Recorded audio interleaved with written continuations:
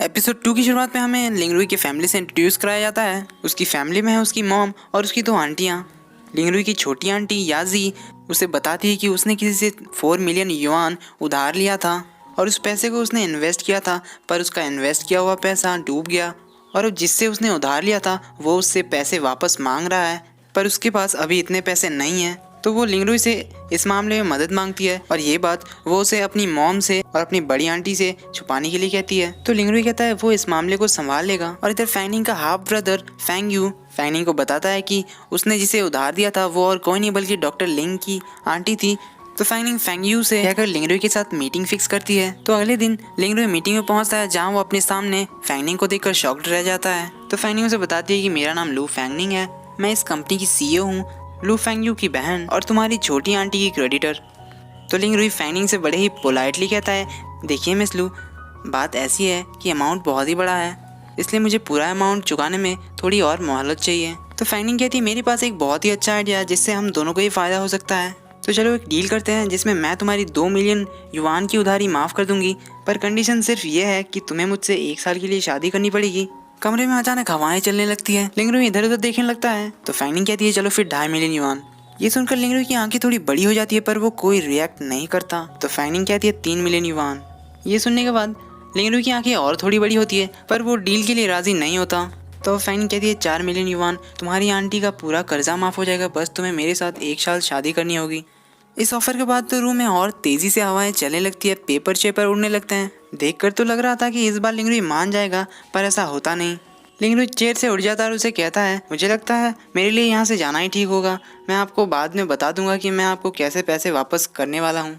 वो बाहर जा ही रहा था तभी बाहर से चिल्लाते हुए पिंग पिंग आती है और आकर वो फिर से अपना नाटक चालू कर देती है कि अगर तुमने मुझसे माफ़ी नहीं मांगी तो मैं अपने पापा से अगर तुम्हें वोट देने से मना कर दूंगी।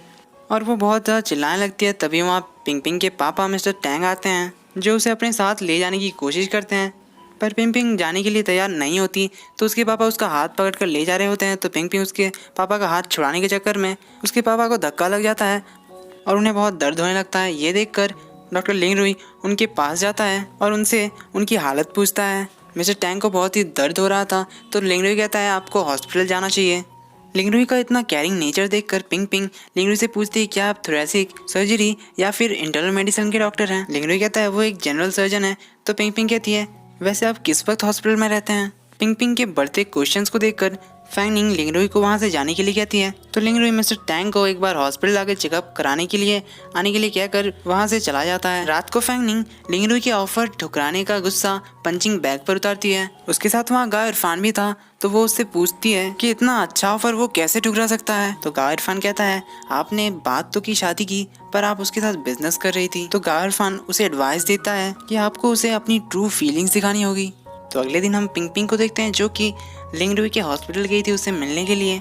लिंगरुई को अपने सामने से आधा देख वो उसे कहती है आप उस दिन चले गए थे इसलिए हमारी बात नहीं हुई थी, तो इसलिए मैंने सोचा कि क्यों ना मैं ही जाकर बात कर लूँ, क्योंकि मुझे आपसे बहुत सारी बात करनी है। तो लिंगरुई उसे अवॉइड करने की कोशिश करता है ये कहकर कि उससे अभी बहुत काम है, पर पिंग पिंग उसे जाने नहीं देती। तो पिंग पिंग अब उसे अपना लाया हुआ खाना देती है, पर लिंगरुई उसे भी मना कर देता है और कहता है अगर आपको कुछ काम नहीं है तो प्लीज़ एक्सक्यूज़ मी, मुझे बहुत सारे काम हैं और अगर आपको कोई मेडिकल नीड हो तो आप 5th फ्लोर पर जा सकते हैं। ये कहकर वो फिर से जाने लगता है। तो पिंग पिंग उसका हाथ पकड़कर उसे रोक लेती है और उसे कहती है डॉक्टर लिंग क्या हम दोनों दोस्त नहीं बन सकते। तो लिंगरुई कहता है आई एम सॉरी पर ये पॉसिबल नहीं है। ये कहकर वो चला जाता है। पिंग पिंग उसके पीछे जा ही रही थी कि तभी उसी वक्त फैंगनिंग वहाँ पहुँच जाती है और उसे रोक लेती है और इसकी आवाज़ सुनकर लिंगरुई रुक जाता है। तो फैंगनिंग लिंगरुई से कहती है तुम दोनों तो एक दूसरे को नहीं जानते होंगे, ना ही तुम दोनों दोस्त होंगे। यह है तैंग पिंग एक ऑर्डिनरी लड़की। और फैंगनिंग लिंगरुई के पास जाकर यह है मेरे फ्यूचर हस्बैंड लिंगरुई। पिंग पिंग चिल्लाकर कहती है ऐसा नहीं हो सकता क्योंकि मैंने इसे पहले पसंद किया है। तो फैंगनिंग पिंग पिंग के पास आती है और उसे कहती है तुम्हारी हिम्मत कैसे हुई मेरे फ्यूचर हस्बैंड को चुराने की। फिर दोनों में लड़ाई शुरू हो जाती है। लिंगरुई उन दोनों की लड़ाई रुकवाने के लिए जाता है, पर वो दोनों उसे ही चुप करा देते हैं। पिंग पिंग उसके सामने रोने का नाटक करती है, पर फैंगनिंग कहती है तुम्हारे एक्टिंग स्किल इतने भी अच्छे नहीं है कि लिंगरुई उसे पहचान ना सके। और वो लिंगरुई से कहती है हमारी बात पिछली बार अधूरी रह गई थी, तो इस बार मैं तुमसे स्पेशली बात करने के लिए आई हूँ। तो वो उसे अपना लाया हुआ फूल देती है, पर लिंगरुई उसे अपने साथ आने के लिए कहता है। तो फैंगनिंग लिंगरुई के पीछे चली जाती है। वो दोनों एक कैंटीन में बैठकर बात कर रहे होते हैं, जहाँ फैंगनिंग उससे पिछली बार के लिए माफ़ी मांगती है और इस बार बड़े ही पोलाइटली और एकदम सीरियस होकर उससे शादी का प्रपोजल देती है। पर लिंगरुई उसे इस बार भी मना कर देता है। तो फैंगनिंग उसकी तारीफ करने लगती है, पर उसकी तारीफ का भी कोई असर नहीं होता। लिंगरुई उसे ये कह के चला जाता है कि जब उसे पैसे लौटाने का कोई रास्ता मिलेगा तो वो उसे आकर बता देगा। गावर फन फैंगनिंग को अब लॉयर को बुलाने का सुझाव देता है। फैंगनिंग कहती है इतनी जल्दी नहीं। इधर पिंग पिंग अपने पापा को पेशेंट बनाकर लिंगरुई के पास ले जाती है और वहाँ उसके साथ एक सेल्फी लेकर वो फैंगनिंग को भेज देती है और फैंगनिंग वो सेल्फी देखकर बहुत ही ज़्यादा भड़क जाती है और गावर फन से लॉयर को कॉल करने के लिए कहती है। तो लॉयर उसी रात लिंगरुई के घर चला जाता है और इस वजह से उसके पूरे फैमिली को ये बात पता चल जाती है। लिंगरुई के घर फैंगनिंग भी आई हुई थी और वो बाहर खड़ी थी, इसलिए लिंगरुई उससे मिलने के लिए चला जाता है।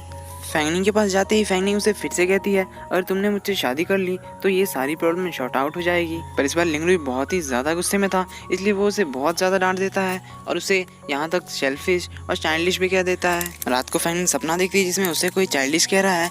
जागने के बाद वो रोने लगती है। इधर लिंगरुई के घर पे सभी लोग ऐसा प्रिटेंड करते हैं कि जैसे कुछ हुआ ही नहीं है ताकि आंट याजी को बुरा ना लगे। फिर फैंगनिंग और लिंगरुई दोनों अपने अपने काम पर लग जाते हैं। फैंगनिंग एक कैफ़े में अपने एक बोर्ड मेंबर से मिलने आती है और कोइंसिडेंटली उस कॉफ़ी शॉप में लिंगरुई भी आया होता है अपने प्रोफेसर से मिलने। दोनों एक दूसरे को देखते हैं पर इग्नोर करके चले जाता है। लिंगरुई के प्रोफेसर उसे कुछ पैसे देकर मदद करने के लिए आए थे क्योंकि उन्हें पेंगबो से पता चला लिंगरुई की उधारी के बारे में, पर लिंगरुई उसे लेने से मना कर देता है। वो कहता है वो खुद संभाल लेगा ये सिचुएशन। यहाँ हमें पता चलता है कि लिंगरुई के पापा को पैनक्रियाटिक कैंसर था जिस वजह से उनकी डेथ हो गई थी और उसी वजह से लिंगरुई ने डॉक्टर बनने का फैसला किया था और इस बीमारी पर रिसर्च करने के लिए वो जर्मनी भी जाने वाला था। इसलिए प्रोफेसर उसे अपने गोल पर फोकस करने के लिए कहते हैं और साथ में वो किसी और चीज़ से डिस्ट्रैक्ट ना हो इसका भी ध्यान रखने के लिए कहते हैं। पर लिंगरुई तो ऑलरेडी डिस्ट्रैक्ट हो चुका था। इधर फैंगनिंग जिससे मिलने आई थी उसके पास 2 वोट्स थे, एक उसका और एक उसके पापा का। तो फैंगनिंग उसके दोनों वोट्स इन्फिनिटी को देने के लिए कहती है। बदले में वो उसे एक अच्छा ऑफ़र देती है, पर मिस्टर यांग कहता है उसके पास एक बहुत अच्छा ऑफ़र है जिससे उन दोनों को ही फ़ायदा हो सकता था। पर वो उसे ये बात उसके पेंट हाउस में बताएगा, इसलिए वो उसे अपने साथ उसके पेंट हाउस जाने के लिए कहता है, जिसके लिए फैंगनिंग मान जाती है। उसकी थोड़ी ही देर बाद हम देखते हैं मिस्टर यांग को वॉशरूम में किसी से फ़ोन पे बात करते हुए। वो फ़ोन पर किसी से उसके पेंट हाउस ड्रग लाने के लिए कह रहा था और वो उस ड्रग को वाइन में मिलाकर फैंगनिंग को पिलाने का प्लान कर रहा था और उसकी ये सारी बातें लिंगरुई सुन लेता है। मिस्टर यांग पानी में ड्रग मिला देता है और उसे फैंगनिंग के पास ले जाता है। फैंगनिंग उससे ऑफ़र के बारे में पूछती है, पर मिस्टर यांग कहता है पहले तुम थोड़ा पानी पी लो उसके बाद बताता हूँ। तो फैंगनिंग पानी पीने जाती है, तभी उसे एक कॉल आता है जिस वजह से वो पानी का ग्लास नीचे रख देती है और वो फिर मिस्टर यांग से उस ऑफ़र के बारे में पूछती है। तो मिस्टर यांग उसे बताता है उस ऑफ़र के बारे में और वो ऑफ़र था एक शादी का प्रपोजल। मिस्टर यांग ऑलरेडी शादीशुदा था, पर वो कहता है अगर फैंगनिंग रेडी है तो वो उसके वाइफ को डिवोर्स दे देगा। फैंगनिंग इसके जवाब में और कुछ नहीं कहती, तो मिस्टर यांग उसे हैप्पी कॉपरेशन के तौर पर पानी पीने के लिए देते हैं। तो फैंगनिंग पानी का ग्लास उठाकर पानी पीने लगती है। तभी हम देखते हैं लिंगरुई भागते हुए पेंट हाउस पहुंचता है और मिस्टर यांग के दरवाजे को जोर जोर से हाथ से पीटने लगता है। तो फैंगनिंग दरवाज़ा खोलती है, पर वो तो बिल्कुल ठीक थी, पर मिस्टर यांग ठीक नहीं था। फैंगनिंग ने ऑलरेडी उसका बैंड बजा दिया था, साथ में उसने जो भी कहा था अंदर वो सब कुछ रिकॉर्ड कर लिया था। लिंगरुई से कहता है तुम्हें ऐसे ही किसी के घर बुलाने पर नहीं जाना चाहिए, तुम्हारे साथ कुछ भी हो सकता है। तो फैंगनिंग कहती है क्या तुम्हें मेरी चिंता हो रही थी? तो लिंगरुई इस सवाल को अवॉइड करता है। तभी फैंगनिंग के पेट में अचानक से दर्द होने लगता है और वो ज़मीन पे बैठ जाती है।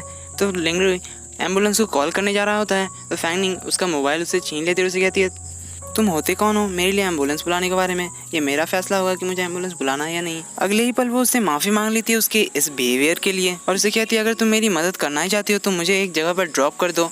तो लिंगरुई उसे उसके बताए हुए जगह पर ड्रॉप करने के लिए जाता है। वो एक होटल जाती है अपने दूसरे बोर्ड मेंबर से मिलने के लिए, जहाँ लिंगरुई उसे कुछ भी ठंडा खाने से मना करता है और फैंगनिंग उसे जाने के लिए कहती है। फैंगनिंग अपने मीटिंग में कुछ खाना तो नहीं खाती, पर वो ड्रिंक कर लेती है। मीटिंग खत्म होने के बाद वो बाहर लिंगरुई को ढूंढने लगती है। लिंगरुई उसे आसपास नहीं मिलता, तो वो कहती है वो सच में चला गया और वो फिर से बैठ जाती है क्योंकि उसका पेट दर्द कर रहा था।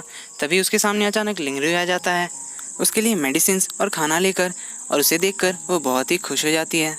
तो क्या अब लिंगरुई भी उसकी केयर करने लगा था? तो आज के एपिसोड में बस इतना ही। देखते हैं अगले एपिसोड में इनकी कहानी कैसे आगे बढ़ती है।